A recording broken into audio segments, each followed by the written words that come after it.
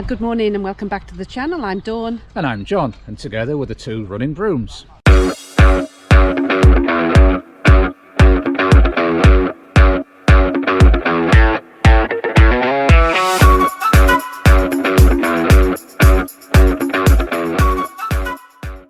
So today we've driven over from Penistone to Ashbourne in Derbyshire. It's a glorious morning, quite overcast, but I can see there's going to be some sunshine at some point. The views here are absolutely magnificent. I'm just going to turn to give you a little insight into what we can see. Absolutely wonderful. So really looking forward to this one. Yeah, I believe it's the fourth time this event has been run, so it's a relatively new one. We've known people who've done it in recent weeks and they've raved about it, and I can see why. It's a beautiful setting, as Dawn says. We've got a cricket pitch in front of us, and you know what a lovely place for those cricketers to play. It's a rugby pitch at the far end, and behind me there are some war memorial gardens which I believe we run through as part of the course. Don't forget the all-important toilets up there. Toilets up in the pavilion. In the pavilion. It's a three-lapper, and yes, Dawn just mentioned the toilets. I've just been to visit, and there's a little display. Little fun fact for you: the field we're currently walking across was used by the German World Cup squad in 1966 for their practice and their team base. So there we go. We're walking where Franz Beckenbauer once kicked a football around. See you in a minute. So we're doing our warm-up around the rugby pitch. I have to say I'm pretty impressed with the surface. I thought it would be a lot more lumpy and bumpy. In fact, it's so smooth you could run barefoot around here if you were so inclined. We used to do that, didn't we? Yeah, back in the day. I think I'll leave it to you these days, John. Yes. Really nice. Look at this. So we've just come to a section of the Parkrun which goes over a lovely little bridge.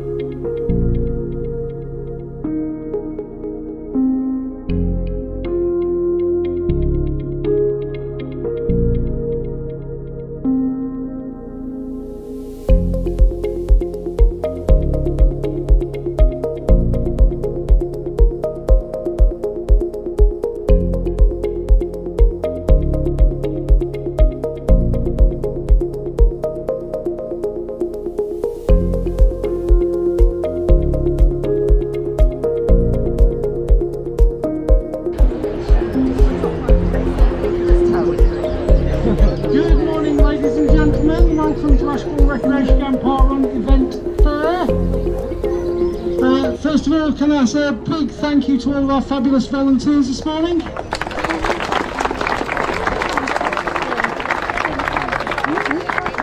Thank you. It was a little bit touch and go with volunteers this week, so if you are local and you'd be interested in volunteering in future weeks, then please give one of us a shout before you leave.